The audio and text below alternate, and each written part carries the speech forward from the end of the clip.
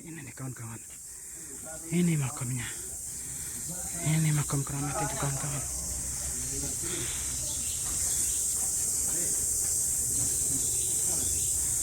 Kayaknya digembok ini, dikunci. Karena biasanya makam-makam yang ada di Lombok ini ada juru kuncinya.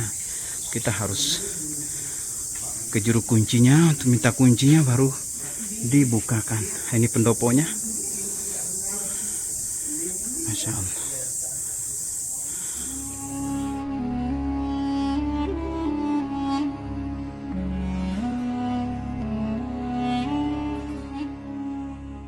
Assalamualaikum warahmatullahi wabarakatuh. Kita bersua kembali kawan-kawan sekalian di channel MNR Kanada. Saat ini saya berada di Lombok Barat kawan-kawan, tepatnya di Kecamatan Gunung Sari, Desa Mambalan. Nah, saat ini saya meliput sesuatu yang luar biasa kawan-kawan, karena insya Allah yang saya tayangkan kali ini adalah makam yang sangat sakral, ya, makam fenomenal yang ada di Lombok ini, yang dinamakan dengan makam Batu Riti. Nah, untuk menginput berita lengkap tentang makam Batu Riti ini, tentang backgroundnya, siapa yang dimakamkan di situ, nah insya Allah saya akan menginput beritanya, informasinya dari ayahanda kita. Insya Allah mudah-mudahan kita bisa mendapatkan informasi secara lengkap bagaimana sepak terjang beliau di Lombok ini dalam mengembangkan agama Islam. Oke kawan-kawan sekalian, diikuti terus tayangan ini, dan ini insya Allah sangat bermanfaat. Jangan di skip, terus ditonton tayangan yang ada di channel MNR Kanada ini selama MNR Kanada berada di Pulau Lombok. Selamat mengikuti. Ini adalah tembusannya ya kawan-kawan, dan saat ini kita sudah berada di kaki bukit di mana posisi makam tersebut. Jadi makam tersebut berada di atas bukit kawan-kawan. Kita melalui tangga ini naik ke puncak. Saya saat ini bersama Izumaki kawan-kawan, tidak ketinggalan, dan kita selalu berkolaborasi bersama Izumaki. Nah, inilah jalannya, jadi tangganya bentuknya sangat sederhana dan bentuknya sepertinya sementara, dan sepertinya nanti mudah-mudahan akan diperbaiki. Dulu sebelum saya ke Mekah kawan-kawan, saya sebenarnya cukup sering untuk datang ziarah ke pemakaman keramat ini. Sekali lagi kawan-kawan, saya belum bisa memberikan informasi siapa beliau secara lengkap dan bagaimana sepak terjang beliau dalam mengembangkan agama Islam di Pulau Lombok ini. Waduh, saya ngos-ngosan kawan-kawan karena nanjak, dan juga karena kondisi badan saya kan belakangan ini ya hamil hamil tua. Ini memang pemakaman umum. Iya, ini sekarang Tadi. pemakaman umum ini memang. Masya Allah, sudah berapa tahun ini kawan-kawan saya nggak kesini ini setelah berada di kota Mekah Al-Mukarramah. Masya Allah. Kita akan segera sampai ini kawan-kawan. Masya Allah. Semuanya gara-gara hamil, cepat capek. Ini nih kawan-kawan, ini makamnya. Ini makam keramat itu kawan-kawan.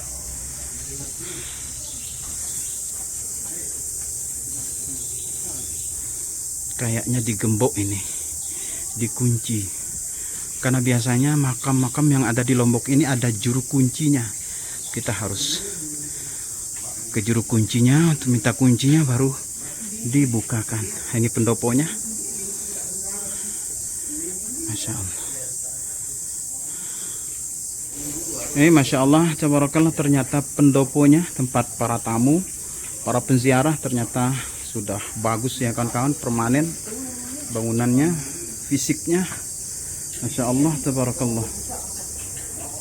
Nah dulu yang ada cuman ini nih kawan-kawan, bangunan yang di depan kamera ini. Nah kita langsung masuk ya kawan-kawan untuk ziarah ke waliullah ini.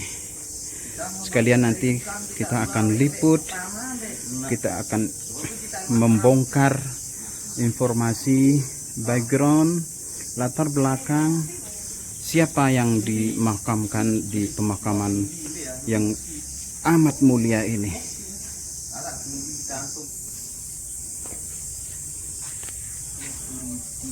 Oke, kita masuk kawan-kawan. Bismillahirrahmanirrahim. Nah, ini bagian ruang dalamnya seperti ini kawan-kawan. Masya Allah. Dan kita akan segera ziarah bersama, dipandu insya Allah oleh bapak kita ke makam yang amat keramat ini ya. Jadi untuk pengucapan salam barangkali kita tidak liput, kita tutup dulu kawan-kawan sekalian. Nanti setelah kita mengucapkan salam baru kita on-kan kembali kamera ini. Terus diikuti kawan-kawan liputan ini, sangat penting untuk kita ketahui bersama. Alhamdulillah kawan-kawan sekalian, kita sudah selesai mengucapkan salam kepada ahli kubur ini dan siapa yang dimakamkan di tempat yang sangat mulia ini. Kita input beritanya dari ayahanda kita yang didampingi oleh Izu Maki. Mudah-mudahan rekan-rekan sekalian mendapatkan barokah melalui tayangan ini. Oke. Pertama mungkin polanya Izu Maki bertanya ke Uwa dan nanti akan saya sambung juga pertanyaan-pertanyaannya. Jadi seperti itu. Kalau seperti itu mudah-mudahan bisa kita input informasinya lebih jelas dan lebih terang. Kita mulai. Ya, alhamdulillah. Sekali lagi kita bersama keluarga berziarah ke makam Batu Riti. Ya, salah satu juga pemakaman di antara pemakaman keramat di Lombok. Ini kita sebut dengan pemakaman keramat.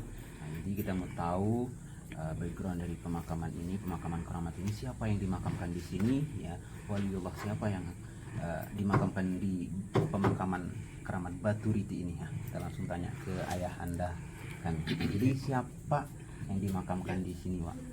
Nama almarhum, nama beliau siapa lengkapnya?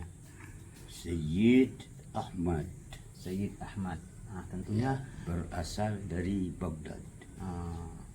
Itu Baghdad. Jadi siapakah Sayyid Ahmad ini yang Epe ketahui? Coba ceritakan.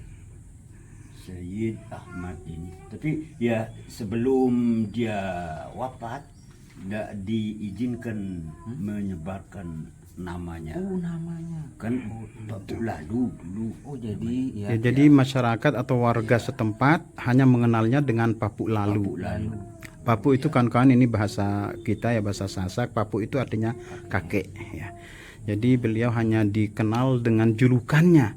Lalu itu adalah bagian dari marga bangsawan yang ada di Lombok ini kawan-kawan. Cuman beliau merahasiakan nama yang sebenarnya dan ternyata beliau baru diketahui bagian dari keturunan Rasulullah Sallallahu Alaihi Wasallam setelah beliau wafat. Ternyata kata ayahanda. Kemudian Bapak, tentang sepak terjang beliau di dalam mengembangkan agama Islam di Lombok ini, ada informasi yang Wak beritakan di tayangan ini enggak? atau diantaranya mungkin beliau lebih ke bidang apa, atau semua bidang ilmu beliau kuasai, beliau sebarkan. Ya. Menurut Pekerjaannya tidak ada lain. Dia bikin anak-anak, untuk anak-anak yang namanya apa nak? Baling-baling. Baling-baling. Allah, baling-baling. Ya. mainan lah. Mainan anak-anak gitu. Iya. Anak-anak. Jadi kalau majelisnya secara khusus Ya. ada Apanya? majelis beliau untuk mengajar gitu. Di sana, di rumahnya di sana, Di mana rumah beliau? di sebelah timur Mambalan itu. Oh, di Selengka. Ya, Nah, oke sebelah kawan-kawan, insya Allah kita juga akan bergeser ke sana nanti ya untuk meliput. Juga di situ sebenarnya ada pemakaman di Selengka itu. Nah, nanti insya Allah akan kami liput setelah kita menziarahi makam ini kawan-kawan. Dan Berarti beliau ini punya sejenis pendopo atau kalau bahasa sekarang itu pesantren atau tempat belajar khusus dulu? Enggak ada. oh, nggak ada. Cukup dengan pondoknya kecil. Oh gitu. Mungkin Bapak tahu di antara salah satu atau beberapa muridnya, ada informasi Pak? Enggak ada. Secara langsung murid beliau nggak ada. Enggak ada. Cuman orang datang menziarahi itu ya banyak. Banyak. Iya. Beliau dalam backgroundnya tidak dikenal sebagai Pengajar gitu ya. Pengajar, guru pengajar. Beliau hanya dikenal sebagai orang yang mustajabud doa mungkin ya, orang yang sangat mustajabah doanya atau bagaimana Pak ya? Backgroundnya. Background Orang beliau. itu banyak Luar menziarahi. biasa ijabah doanya.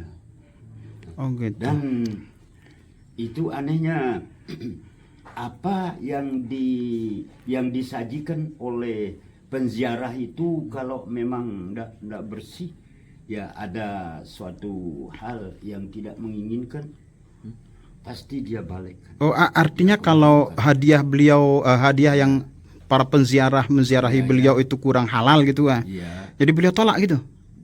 Dia tolak, bukan dia menolak langsung. Ya. Cuman dia sisihkan, dia pilih mana yang bagus, mana yang tidak bagus. Jadi subhanallah, Allah membukakan pintu selebar-lebarnya untuk mengetahui mana yang kurang bersih, mana yang bersih gitu ya. Iya. Wah, Beliau mengetahui itu ya. beliau mengetahui itu. Subhanallah. Dari mana? Iya. Ini kan kekeramatan beliau berarti Pak. Kalau ngomong kan Wak kan pernah mondok dan bahkan Tiang Kira cukup lama ya mondok di dusun atau di desa Mambalan ya, tepatnya di dusun Selengka. Mungkin apakah guru Wak, yaitu kalau nggak salah itu Raden Tuan Guru Haji Raden Muhammad Rais, apakah beliau juga bagian dari muridnya atau bagaimana Wak? Termasuk murid beliau ini? Ya, yang pertama. Oh, berarti ada kan muridnya berarti ya? Ada. Cuman dia minta doa caranya. Coba ceritakan kami gimana. Jadi bentuknya doa berarti bukan Doanya supaya dia cepat bisa membaca Quran Ya. dengan bagus sampai tamat selama 3 bulan. Jadi beliau sudah tamat 3 bulan Iya. dan membaca Al-Quran secara khatam. Iya. Itu dihitung sejak itu cuma belajarnya. membaca atau belajar membaca Al-Qur'annya Belajar membaca Al-Quran sampai bisa, bahkan setelah itu langsung Setelah sampai menghatamkan. khatam membaca Al-Quran sampai lancar lah gitu Pak ya. Kemudian sampai lancar. Ya, Itu dalam jangka durasi cuma 3 bulan. 3 bulan. terus yang mengajarkan Bagaimana itu cerita Yang pengajarannya? mengajarnya bapak ayahnya dari ini. ayahnya dari Dato. Dato. Iya. Cuman Ayahnya dari Tuan Guru Raden Muhammad Rais itu ayahnya. Iya. Kemudian dari hubungannya dengan waliullah ini bagaimana?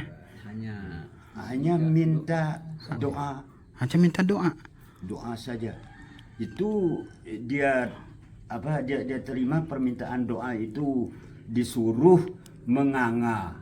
Langsung diludahi. Ludahi anunya mulutnya. Ya, itu aja. seperti kisah Rasulullah dengan Ibnu Abbas. Subhanallah. Jadi cuman begitu pola beliau mengajar sehingga dalam durasi yang sangat singkat beliau langsung bisa lancar ya membaca Al-Quran hanya dalam waktu 3 bulan. Subhanallah. Jadi kisah ini mirip dengan Abdullah bin Abbas. Subhanallah. Ketika beliau minta doa, ya, gurunya dari Bapak meminta doa ke beliau, Hmm.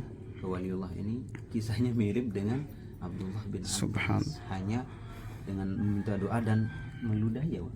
Iya. Meludahi mulut beliau, mulut dato Iya. oleh lalu ini. Ada nggak kisah lain dari yang pernah Bapak tahu tentang dato yang berhubungan dengan beliau ini? Cerita lainnya ada nggak? Ya, kedua kalinya dia minta supaya dapat segera mengerjakan haji. Menunaikan ibadah haji, ya. Haji, langsung tinggal di sana belajar. Oh, ini Itu langsung didoakan oleh beliau ya. Iya, iya. Terus nggak lama kemudian langsung gitu ya. Langsung berangkat. Langsung berangkat. Ke Mekah. Padahal dato itu kalau kita tinjau dari segi kemampuan beliau, dari segi ongkos gitu, apakah saat itu sudah ada kesiapan atau bagaimana ya? Belum ada. Belum ada kesiapan Iya, sama sekali. iya. Langsung didoakan. Oleh almarhum Kembali. lalu. Kedua kalinya itu disuruh gitu. Nganga lagi. Nganga lagi. Lalu diludahi. Iya. Langsung berangkat ke Mekah. Ya dari dalam tahun itu Terus dato berapa tahun ya belajar di Mekah? 3 tahun. 3 tahun. Iya. Subhanallah. Terus latar belakang dato itu secara singkat, Pak, bagaimana cuma 3 tahun loh belajar, bagaimana keilmuan lah beliau dan keilmuan syariat Islam ini. Kalau Uwa kan Ya, sebagai murid terdekat Ya. dari dato itu, coba diceritakan ke kami. Belajarnya di Masjidil Haram, di luar Masjidil Haram.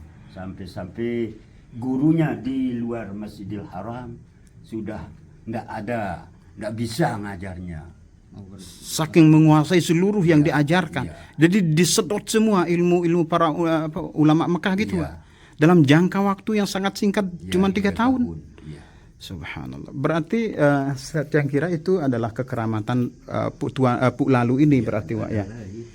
Nah, inilah kekeramatannya kawan-kawan, luar biasa. Jadi beliau memang secara secara fisik beliau tidak langsung mengajar, tidak ada pondok pesantren dan semacamnya kawan-kawan. Ternyata beliau lebih kita kenal dengan kekeramatannya yang luar biasa dan mustajabud doa. Itu terutama kekeramatan beliau adalah orang yang sangat-sangat diijabahkan doanya. Itu intinya sepertinya, Pak, waliullah ini ya. Itu tahun berapa kira-kira, Pak? Beliau hidup Ini ya? ketika masa EP, apakah EP ketahui beliau masih hidup atau berupa sudah meninggal. Sudah meninggal. Dulu. Kalau Dato Ini kan sebelum merdeka atau baru merdeka. berarti kalau yang hitung kalkulasi sekitar 200 tahun yang lewat, Pak. Ya, Pak. Ya. Nah, jadi beliau ini di waktu beliau hidup sekitar 200 tahun yang lewat, kawan-kawan. Jadi sebelum tayangan ini saya sudah sempat meliput bahwasanya di Lombok ini ada guru besar ya, kawan-kawan sekalian bisa scroll ke bawah bisa menyaksikannya langsung. Di situ ada saya liput Makam Luang Balo, di situ juga saya sudah liput masjid kuno, dan ternyata beliau itu berasal dari Irak. Nama beliau adalah Asy-Syaikh atau Sayyid Abdul Razak. Beliau itu sekitar 400 yang silam beliau masuk ke Lombok. Pertama kali yang berdakwah di Lombok ini adalah beliau, yaitu Sayyid Al-Ghauth Asy-Syaikh Abdul Razak 400 tahun yang silam, dan beliau ini sekitar 200 tahun yang silam. Oke, nah itulah liputan kita kawan-kawan sekalian, mudah-mudahan bermanfaat. Sekali lagi saya tetap doakan untuk seluruh rekan-rekan subscriber. Oh, ada lagi, Pak? Ada. Apa, Pak? Coba. Nggak apa-apa, kita sambung. Sewaktu akan ditangkap oleh pemerintah dulu Belanda, Nggih. kok dia tetap di dalam rumahnya, Ya. nggak kemana-mana. ketika akan digerebek gitu kan. Ya, Mau waktu digerebek, ditangkap. Zaman Belanda gitu atau Iya. Jepang? Zaman Belanda. Zaman Belanda. Oh. Terus kisahnya? Itu kisahnya ya orang-orang semua heran. Dilihat-lihat ada di sana. Nah, di dekat perumahannya itu ini air yang sampai sekarang ini, yang jernih ini, Yang mana? di Renggung itu. Renggung. Renggung namanya di Musleka. Airnya masih ada. Air di pegat-pegat. Subhanallah. Artinya dia meledak itu setelah ada ini almarhum Papuk Lalu ini. Maksudnya meledak? Apanya yang meledak? Itu tempat mata air itu. Mata air itu tiba-tiba muncul gitu. Muncul. Subhanallah. Kayak Pemakaman Ya. Batu Riti ini beliau dimakamkan di sini ini emang di sini pemakaman umum atau di sini rumahnya? Pemakaman umum. Oh, jadi rumahnya bukan di sini berarti ya. Berarti di Selengkak ya. Sebelah timur Selengkap. Ya. kemudian dikebumikan di sini. Oke. Ya kalau kita menggali terus-menerus kawan-kawan mungkin tidak bisa selesai dan durasi tayangan ini terlalu panjang. Insya Allah kita akan liput walaupun nanti di tempat yang lain untuk menggali terus bagaimana sepak terjang waliullah ini di dalam mengembangkan agama Islam di bumi Lombok ini. Oke kawan-kawan sekalian, karena ini sudah cukup panjang durasinya supaya kita tetap semangat menonton tayangan-tayangan yang saya liput di channel MNR Kanada ini. Kita sudahi sampai di sini insya Allah. Tapi insya Allah akan saya closing nanti di luar. Inilah pemakaman keramat ini kawan-kawan.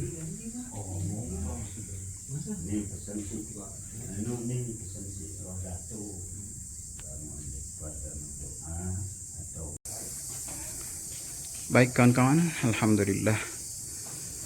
Saya kira sudah cukup lengkap liputan kita di pemakaman yang mulia ini, yaitu makam Batu Riti, dan informasinya, backgroundnya sudah kita input tadi melalui murid beliau, karena gurunya Bapak itu namanya Datuk Raden Muhammad Rais, guru beliau adalah waliullah ini.